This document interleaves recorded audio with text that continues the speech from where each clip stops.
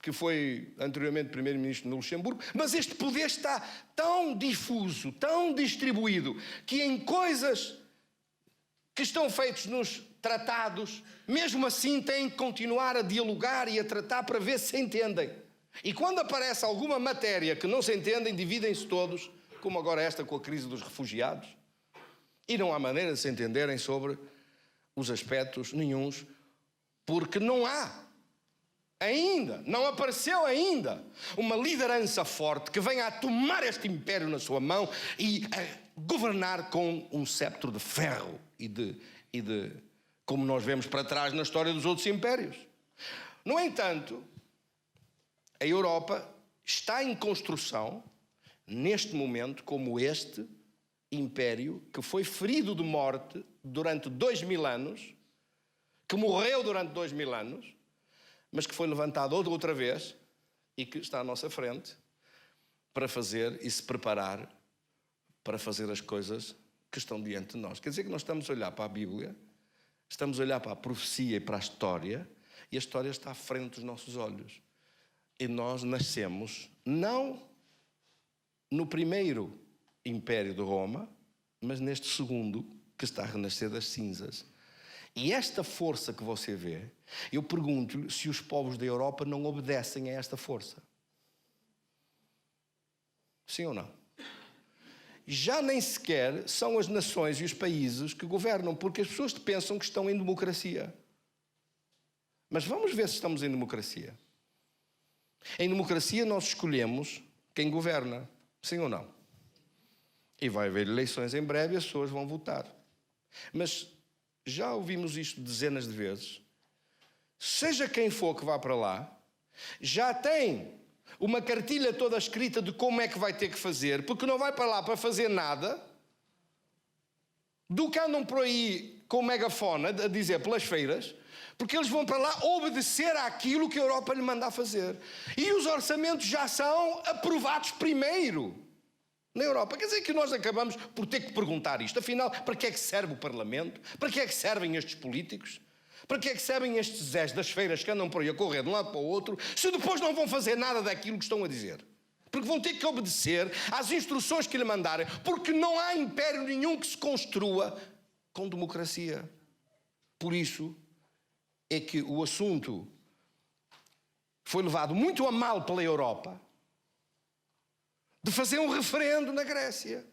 E já não há referendos na Europa há muito tempo. Os referendos acabaram. Porque os impérios não gostam de referendos. Acha que o imperador César Augusto pediu aos romanos para fazer um referendo? Acha que Alexandre o Grande pediu aos gregos para fazer algum referendo alguma vez? Acha que os faraós pediram alguma vez um referendo aos egípcios? Os impérios não têm referendos, por isso os referendos acabaram na Europa. Ainda continuam em muitos países, mas na Europa acabaram. Não há referendos. E quando se lembra alguém de algum de fazer um referendo, é um insulto ao resto da comandita que está a mandar nisto. E que estão todos mancomunados uns com os outros, e que estão todos com um pensamento, estão todos a ser dirigidos por esse dragão que aqui diz que não é este antes fosse. Que está aqui nesta curva aqui da saída da ponte. Porque este dragãozito não vale nada. O pior não é esse que está aí. Esse nós até nos rimos. O pior não é isto.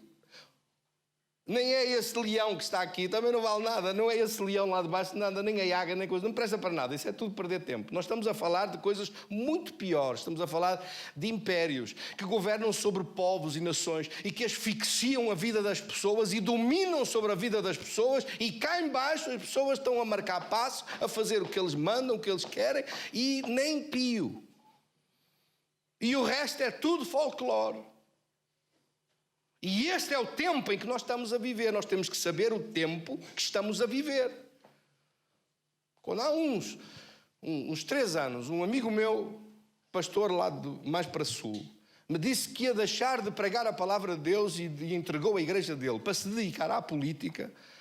Eu disse, mas ouve lá, mas tu estás a andar de cavalo para burro ou o que é isto? Então tu estás a servir o rei dos reis e vais agora servir quem? A besta? Eu não me meto em política, nem quero saber de política para nada. Irritam-me determinadas coisas, de certas coisas que vejo. E, obviamente, quero estar informado. Mas não ligo nada a isso. Porquê é que não ligo nada a isso? Então eu estou a servir o meu Rei. E vou descer desta glória de servir o meu Rei e Senhor para me dedicar com o megafone a andar pelas feiras a falar de quê? A defender o quê? A defender quem, se as ordens já estão tomadas? Seja quem for, vão ter que submeter. Veja o que aconteceu com a Grécia. Foram para lá cheios de tambores, a rufar tambores. Nós desafiamos a Europa toda. Desafiaram. Desafiaram como? Desafiaram com uma dívida maior, a apertar o cinto até ficar com a língua de fora, aumentar o desemprego, aumentar a dívida deles, aumentar o sofrimento do povo todo.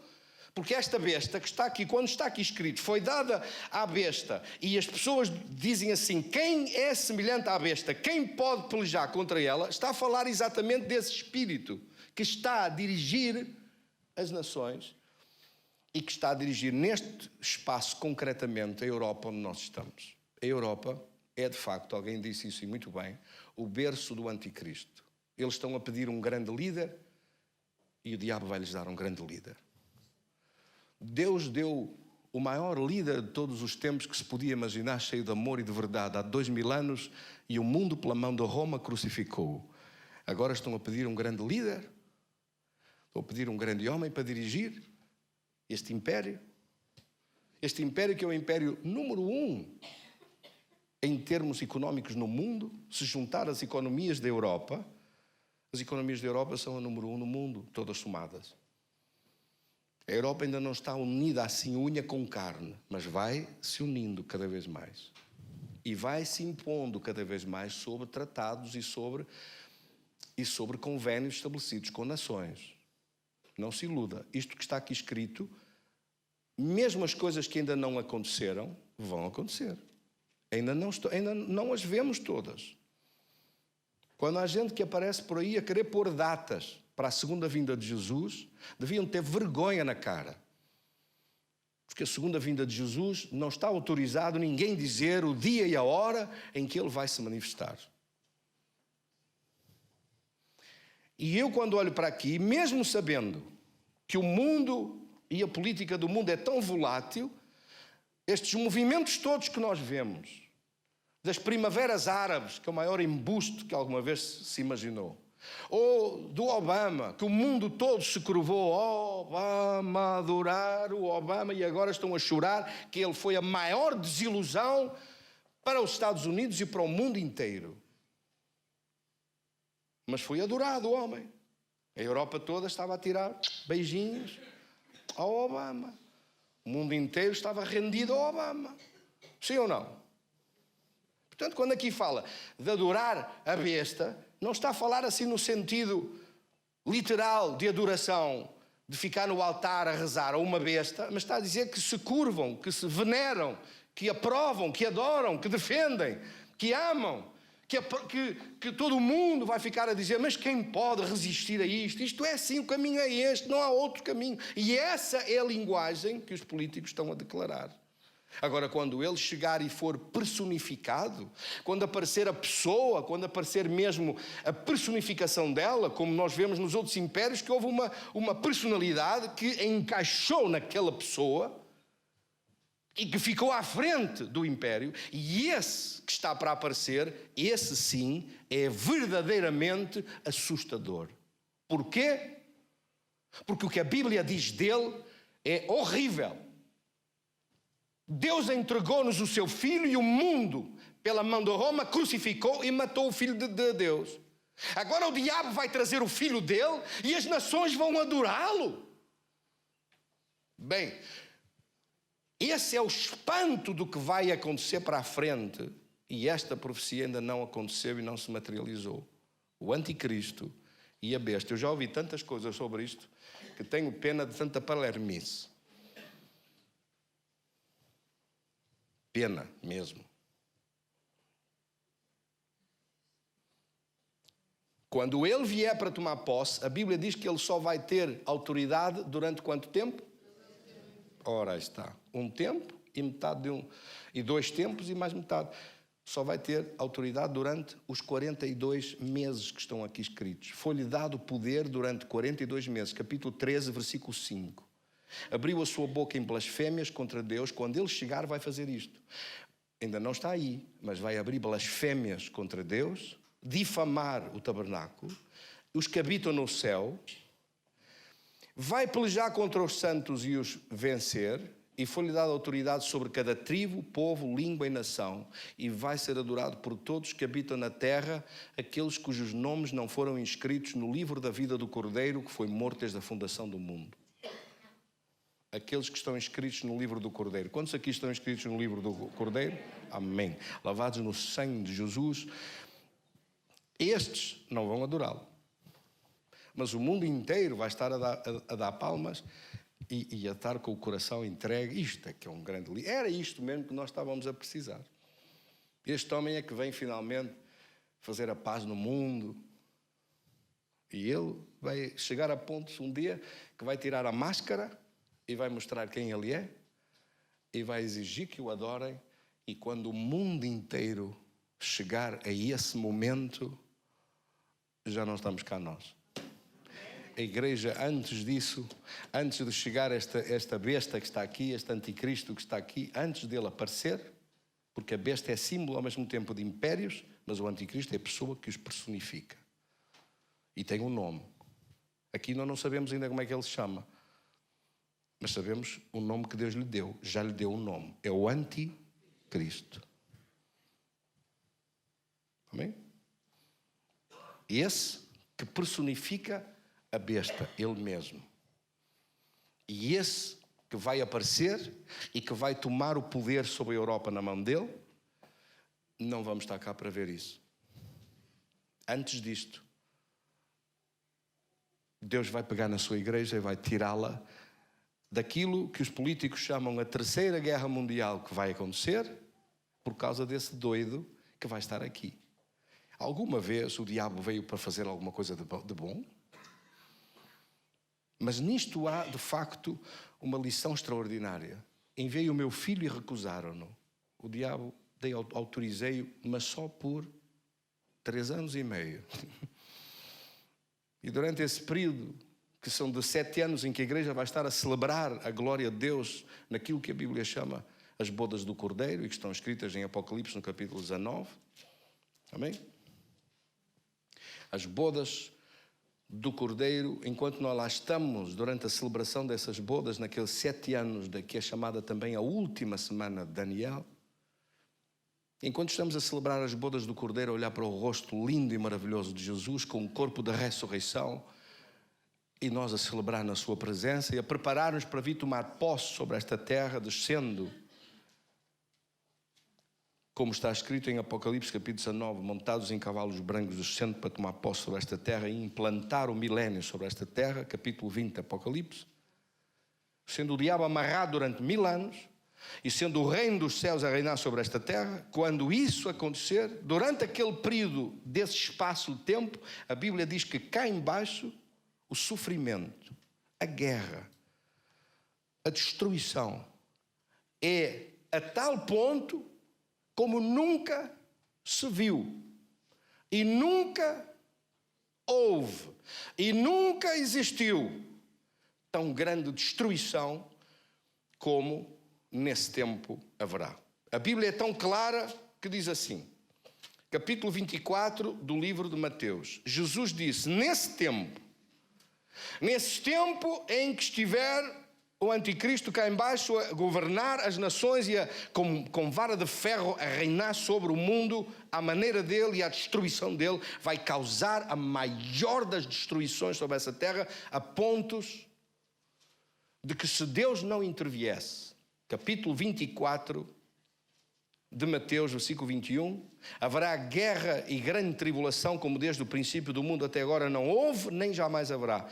Versículo 22, se aqueles dias não fossem abreviados, ninguém se salvaria, mas por causa dos escolhidos aqueles dias serão abreviados. Quer dizer, Deus vai interromper a destruição sobre este planeta causada pelas guerras das nações umas contra outras naquilo que o mundo político chama a Terceira Guerra Mundial e que a Bíblia chama, no livro do Apocalipse, a Batalha de Armagedon.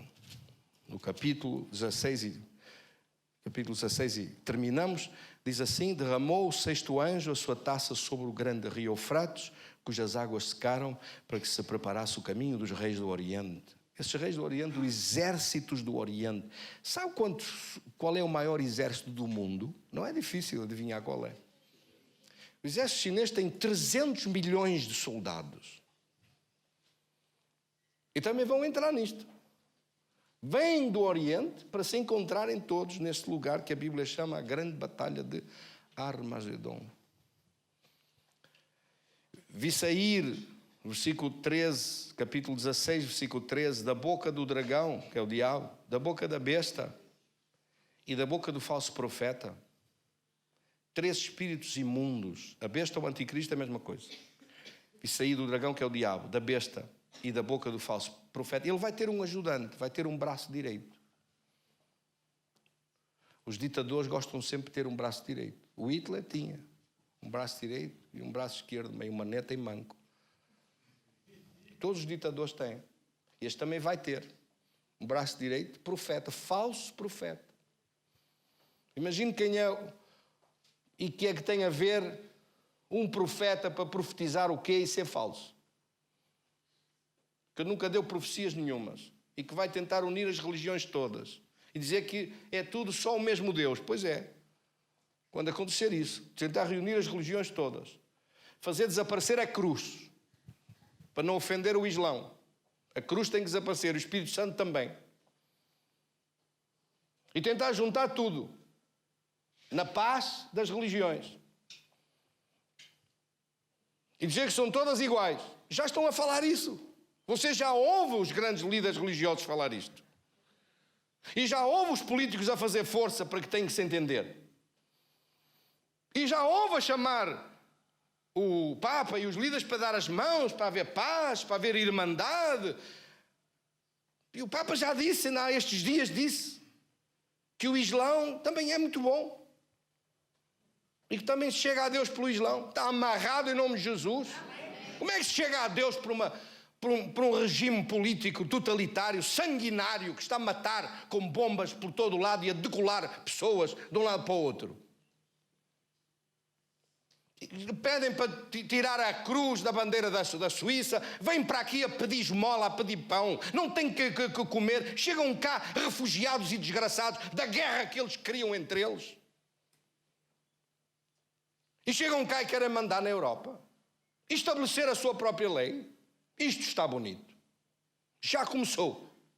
É o livro do Apocalipse em ação, quando fala sobre o falso profeta que nunca profetizou coisa nenhuma e que vai dar as mãos e unir tudo para fazer uma religião mundial que já começou no ecumenismo e que atira com Cristo para o caixote do lixo. Caixote do lixo está o diabo em nome de Jesus. Estão as religiões desse inferno da mentira e da cobardia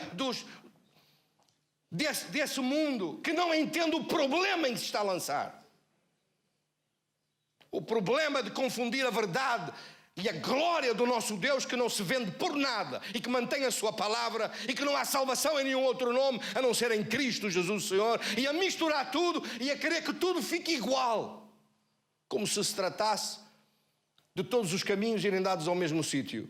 Não me surpreende que os caminhos das religiões vão todos dados ao mesmo lugar. Pois vão dar todos lugar ao anticristo, de uma nova ordem mundial e de um regime que domina as nações, em que finalmente se encontrem todos num denominador comum, num ponto de vista comum, em que tudo é igual e nada presta. E que o diabo se sente nesse trono a querer reinar as nações. Por isso é que nós vamos ser tirados daqui para fora. Porque nós não aceitamos isso, nem com uma metralhadora à nossa frente para nos matarem. Não aceitamos isso. Amém? Não aceitamos isso de maneira nenhuma, porque nós sabemos quem é o Senhor e quem é Rei de Reis e Senhor de Senhores, que é Cristo. E aquele que deu a sua vida na cruz para nos salvar e que derramou o seu sangue para nos apresentar diante de Deus, justificados dos nossos pecados e recebidos como filhos. E nem tudo o que é criatura de Deus são filhos de Deus. Essa mentira de Satanás a dizer que todos são filhos de Deus é uma das maiores trapaças dele, das maiores mentiras dele. Filhos de Deus são aqueles que creem no seu nome e que o recebem. João 1,14. Aqueles que recebem a Cristo em seu coração como seu Senhor e Salvador e seu Rei, esses são chamados filhos de Deus. Aqueles que têm que passar pela cruz, que têm que passar pelo arrependimento, pela mudança de vida, por caminhar com Cristo e seguir o seu caminho. Amém?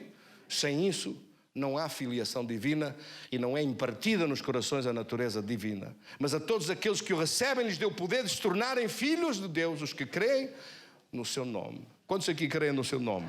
Tenha a gentileza de ficar de pé, diga comigo: Senhor, eu te dou graças, porque tu és Rei de reis e Senhor dos senhores, cheio de glória e majestade.